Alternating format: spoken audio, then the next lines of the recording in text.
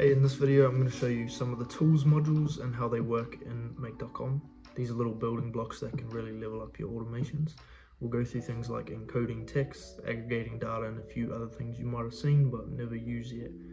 They're super useful once you know what they do, and I'll walk you through each one with quick, simple examples so you can actually see them in action. Let's jump in.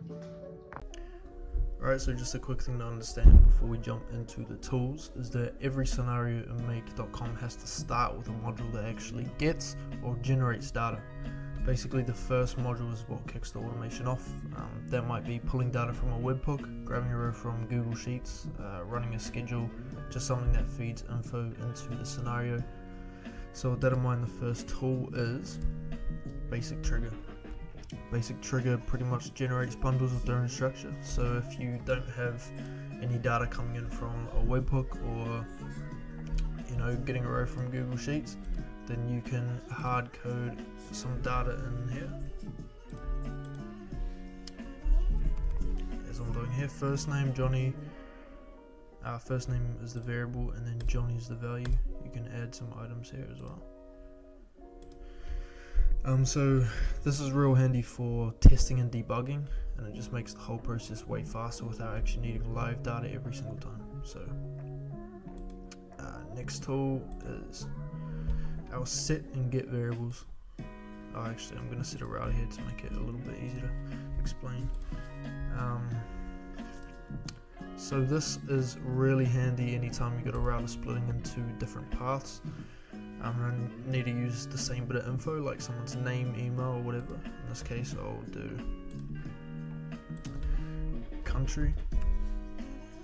The value will be New Zealand.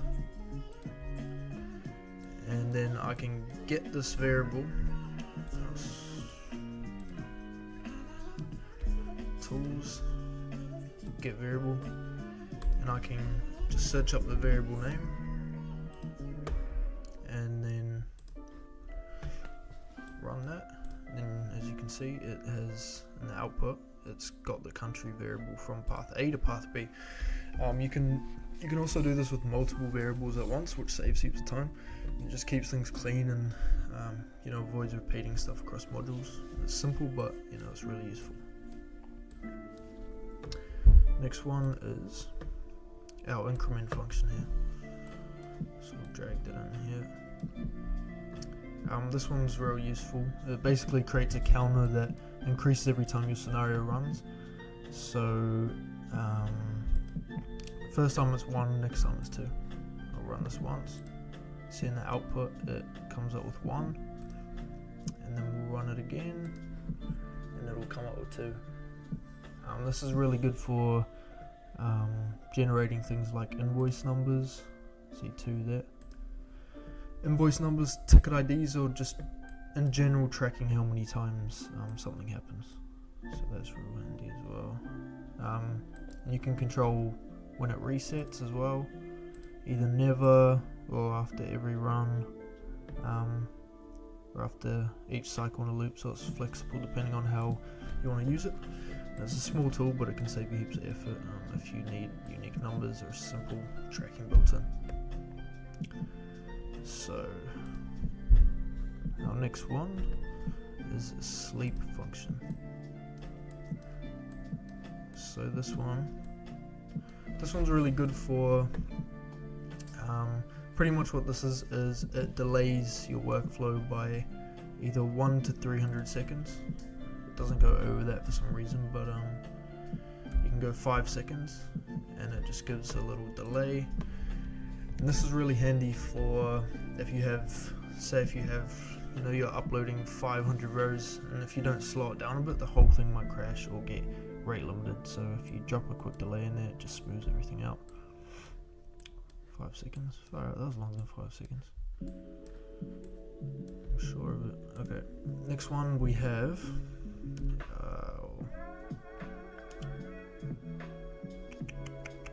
We'll do the aggregators last. We'll go composer string. Drag that in here.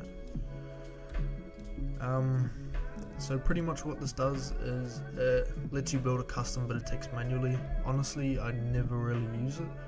Like if I'm already setting a variable, I'll just throw the dynamic text, you know, right in here,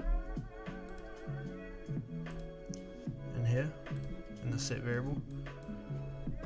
But if you ever need to build something really specific, like a specific message with some fixed words and some variables mixed in, then this gives you full control. So yeah,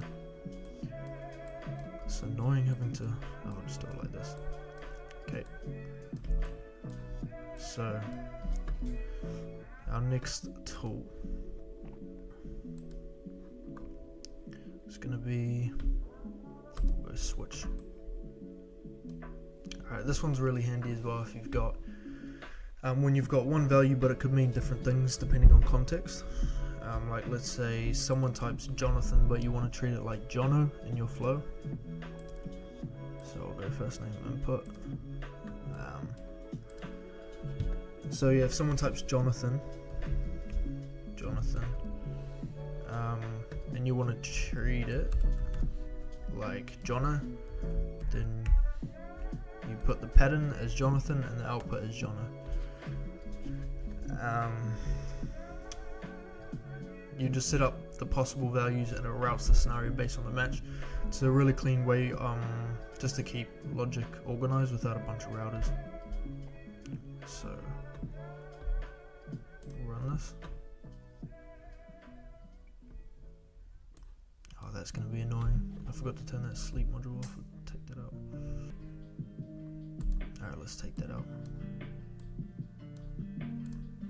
So our next tool is convert the encoding of a text.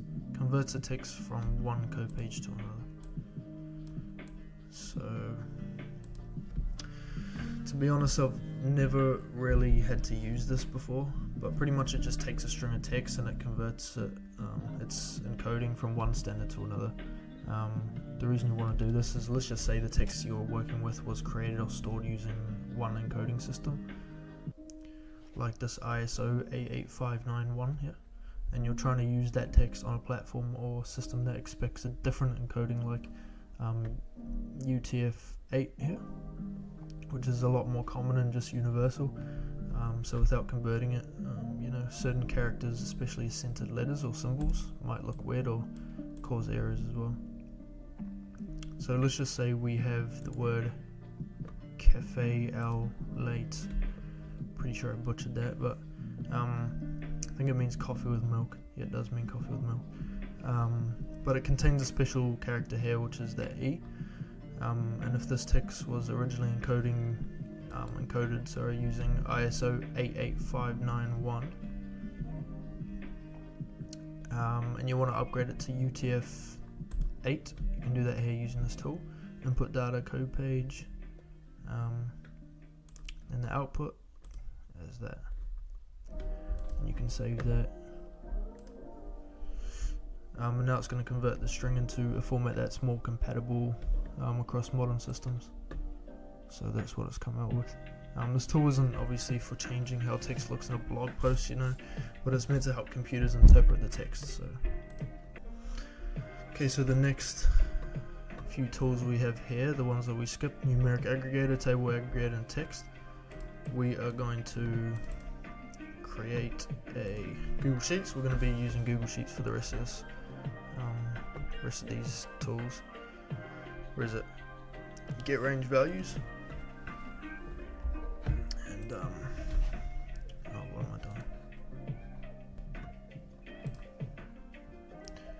Oh, so we have to drag that here.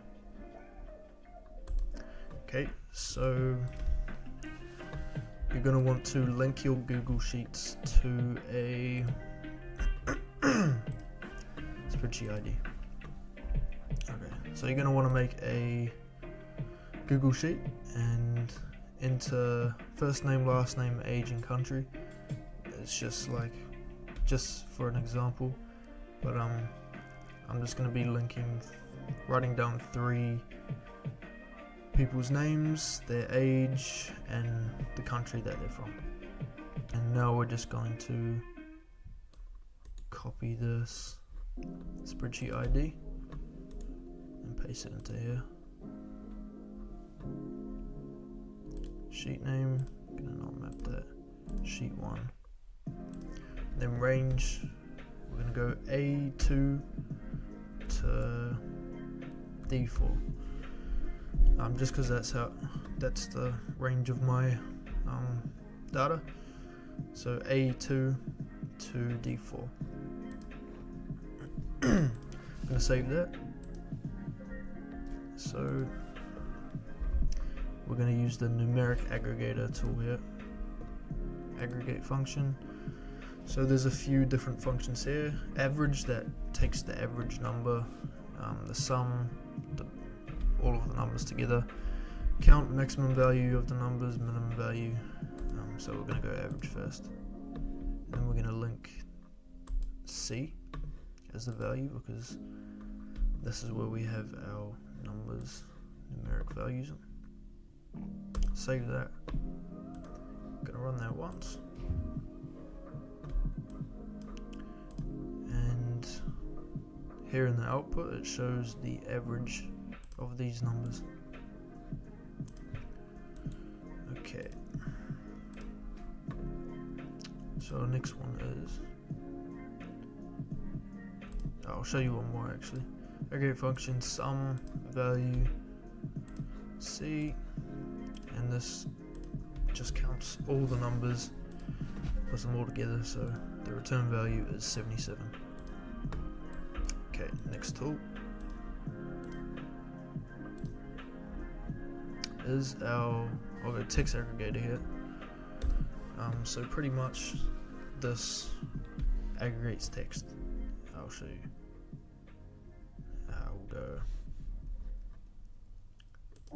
A, B, so we'll go first name, last name,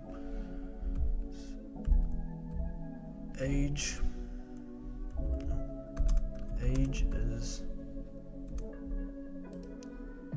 C, and they live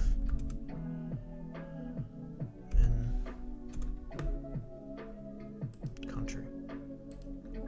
Oh, I meant to show advanced. You want to go show advanced and separate the rows with new row, and then save this, and we'll run that once.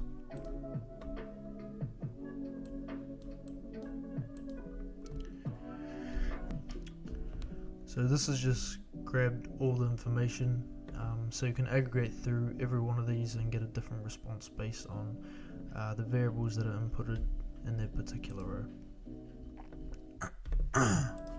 Okay, so our next one, and our final tool is the table aggregator. So you can select all the fields in the Google row, in the Google Sheets module, sorry, but I'm just going to take out a couple of these.